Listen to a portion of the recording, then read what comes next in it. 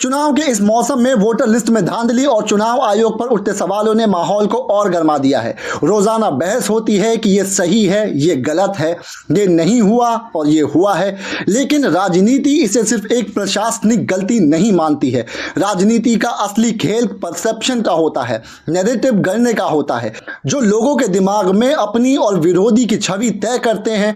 इस खेल में सच भी बोला जाता है और झूठ भी बोला जाता है और पूरा तंत्र खड़ा किया जाता है ताकि जनता का भरोसा किसी खास दिशा में मोड़ दिया जाए।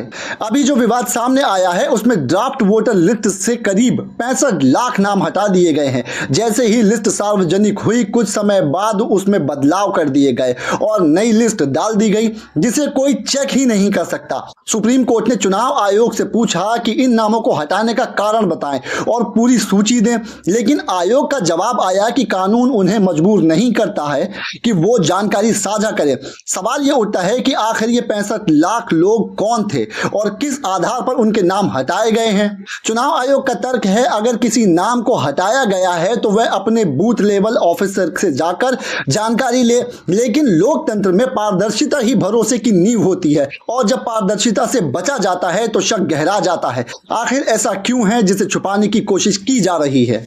एक सॉफ्टवेयर इंजीनियर ने बातचीत में बताया कि अगर चुनाव आयोग वोटर लिस्ट में हुए बदलावों का पूरा डेटा सार्वजनिक कर दे तो यह साफ हो जाएगा कि कब किसने किस कारण से बदलाव किए हैं। यह जानकारी न सिर्फ पारदर्शिता लाएगी बल्कि उन मामलों को भी उजागर करेगी जहां एक व्यक्ति का नाम कई जगह दर्ज है, बल्कि उसने खुद दावा किया है कि उसने ट्रांसफर के बाद अपना वोट रद्द करवा दिया था, फिर भी उसका नाम हटाया क्यों नहीं गया।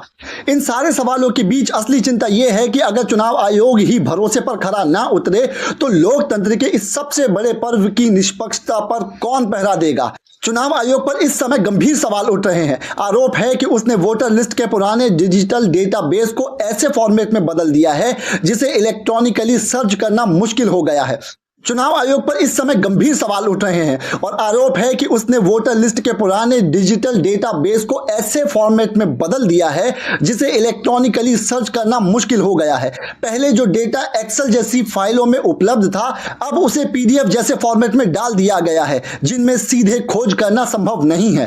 आयोग के प्रमुख राजीव कुमार खुद कह चुके हैं कि इस डेटाबेस को चेक करने में 100 साल लग जाएंगे, लेकिन सवाल यह है कि आखिर ऐसी जरूरत क्यों पड़ी जब आयोग खुद मान रहा है कि 65,000 नाम हटाए गए।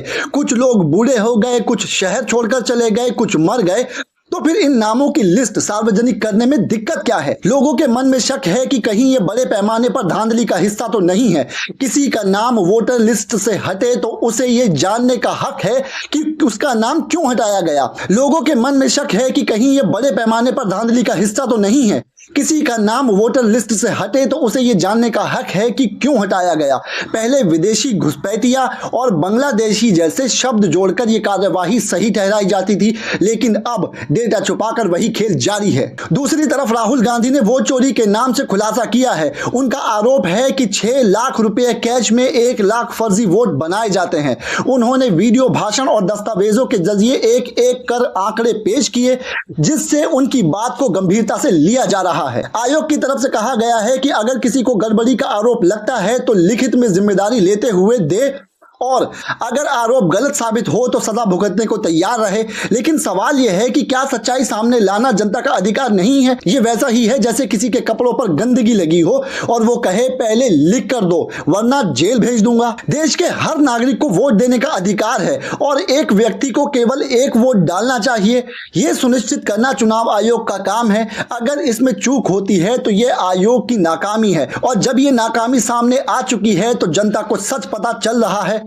इसी बीच कांग्रेस और राहुल गांधी के वोट चोरी अभियान के तहत एक पोर्टल votethief.in लॉन्च किया गया है। यहां लोग जाकर पारदर्शिता की मांग कर सकते हैं, अपने साथ हुई गड़बड़ी दर्ज कर सकते हैं और इस अभियान में शामिल हो सकते हैं। साथ ही इसके लिए एक नंबर भी जारी किया गया है ताकि जनता सीधे इसमें भाग ले सके। इस समय देश में एक अजीब सा राजनीतिक खेल चल रहा है जहां मिस्ड कॉल देने पर लोग एक अभियान से जुड़ रहे हैं और इसी अभियान के जरिए वोटर लिस्ट में धांधली का मुद्दा लोगों तक पहुंच रहा है, कांग्रेस के कार्यकर्ता अपने मोहल्लों में लोगों से मिस्ड कॉल करवाकर ये बता रहे हैं कि ये सिर्फ एक कॉल नहीं बल्कि चुनावी अनियमितताओं के खिलाफ आवाज है। धीरे धीरे ये मामला देश के हर कोने में चर्चा का विषय बन गया है, लेकिन बीजेपी की रणनीति ने उस मुद्दे को और जटिल बना दिया है। अगर चुनाव आयोग की वोटर लिस्ट में गड़बड़ी सामने आई है तो बीजेपी खुले तौर पर आयोग का बचाव करती है, तो जनता के मन में यह धारणा बनती है कि धांधली में बीजेपी की भूमिका है। राजनीति में जब कोई चोरी करता हुआ पकड़ा जाता है तो सामान्य समझ यह कहती है कि वो बचने की कोशिश करेगा, लेकिन वहां बीजेपी मैदान में डटी है, जैसे अपनी निर्दोषता साबित करने के बजाय आरोप और मजबूत कर रही हो। इस बीच शरद पवार का खुलासा और भी गंभीर है। उन्होंने बताया कि कुछ लोग उनके पास आए और उन्होंने साफ साफ कह दिया कि उनकी कंपनी चुनाव सूची में धांधली कर 160 सीटों पर जिता देगी। पवार का दावा है कि उन्होंने ये बात राहुल गांधी से भी कही, लेकिन तब इसे नजरअंदाज कर दिया गया, जिसे बाद में उन्होंने गलती माना। इसके साथ ही कई हास्यास्पद और चौंकाने वाले उदाहरण सामने आ रहे हैं, जैसे राम कमल दास की वोटर लिस्ट, जिसमें उनके नाम पर एक साल में 10-10 121 बच्चे दर्ज है।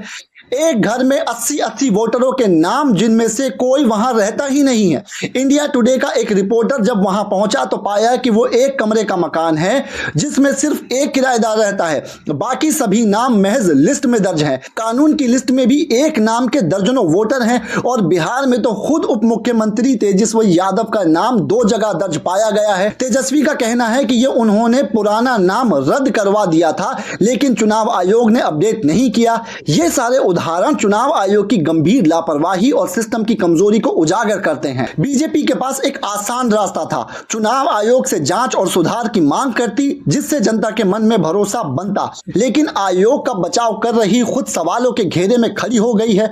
इस पूरे मामले में न सिर्फ चुनाव आयोग बल्कि सुप्रीम कोर्ट की भूमिका पर भी संदेह खड़े हो रहे हैं। सवाल उठता है कि जब चुनाव आयोग जैसे संवैधानिक पदों पर मुख्य चुनाव आयुक्त और चुनाव आयुक्तों की नियुक्ति हो रही थी, तो सुप्रीम कोर्ट ने भी यह व्यवस्था दी थी कि 3 लोग मिलकर चयन करेंगे। यह फैसला भले ही व्यवस्था सुधार के नाम पर आया हो, लेकिन मौजूदा घटनाओं के बीच यह भी बहस का विषय बन गया है कि क्या न्यायिक व्यवस्था वास्तव में लोकतंत्र के हित में काम कर रही है या फिर कहीं ना कहीं राजनीतिक दबाव और प्रभाव इस पूरे तंत्र में गहराई तक मौजूद है। 2018 की वोटर लिस्ट में जो गड़बड़ियां सामने आई हैं, उन्होंने पूरे चुनावी सिस्टम की साख पर गंभीर सवाल खड़े कर दिए हैं। डुप्लीकेट एंट्रीज और संदिग्ध नामों से भरी सूचियां इस बात का प्रमाण है कि मतदाता सूची की शुद्धता पर अब भरोसा करना कठिन होता जा रहा है। उत्तराखंड हाई कोर्ट ने देहरादून की पंचायत बोर्ड लिस्ट में 122 नामों को संदिग्ध मानते हुए इस पर सवाल उठाए हैं और अब चुनाव आयोग अपनी वेबसाइट से लिस्ट हटाने का काम कर रहा है। अगर इन घटनाओं को एक साथ देखा जाए तो यह साफ हो जाता है कि इस पूरी व्यवस्था पर आंख मूंद कर विश्वास नहीं किया जा सकता। सच्चाई यही है कि अगर कोई ईमानदारी से बोले तो मोदी भी यह नहीं कह सकते कि भारत में चुनाव आयोग की मतदाता सूची पूरी तरह से सही है। मुख्य चुनाव आयुक्त अगर उन्हें सच और झूठ पकड़ने वाली किसी मशीन पर भी बैठा दिया जाए तब भी यह दावा नहीं कर सकते। फिर भी भारतीय जनता पार्टी इस व्यवस्था के समर्थन में खड़ी है, मानो अपनी तरफ से फील्डिंग कर रही हो। यह वही राजनीति है जिसमें परसेप्शन ही सबसे बड़ा हथियार होता है और यहीं पर बीजेपी की छवि को अब तक का सबसे बड़ा झटका लगा है। जैसे जैसे राहुल गांधी इस मुद्दे को लेकर अभियान चलाते हैं, जमीनी स्तर पर गतिविधियां शुरू होती हैं। कांग्रेस अलग अलग कार्यक्रम और हस्ताक्षर अभियान चलाती है, लोगों के बीच जाकर उनसे इस गड़बड़ी के खिलाफ समर्थन जुटाती है। एक ऐसी स्थिति बन रही है जिसे बीजेपी संभाल नहीं पाएगी। चुनाव लड़ना या राहुल गांधी को चुनौती देना अलग बात है, लेकिन जनता के बीच जो संदेश जा रहा है वो खतरनाक होता जा रहा है। अभी तक भारतीय जनता पार्टी इसके लिए कोई ठोस जवाब या समाधान नहीं निकाल पाई है। राजनीतिक तौर पर देखा जाए तो ये भारत गठबंधन के लिए एक बड़ी बढ़त है और ये सब बिहार चुनाव से पहले हुआ है। बिहार में बीजेपी के कमजोर होने का मतलब सभी समझते हैं। अगर इस तरह की वोटर लिस्ट आगे भी बनती रही तो नतीजे किसी के भी पक्ष में जा सकते हैं। यही वजह है कि मौजूदा हालात मोदी के लिए बहुत खतरनाक हैं। आने वाले दिनों में यह मामला कितना बड़ा रूप लेगा, इस बात पर निर्भर करेगा कि इसे लेकर जनता और विपक्ष कितना दबाव बनाते हैं।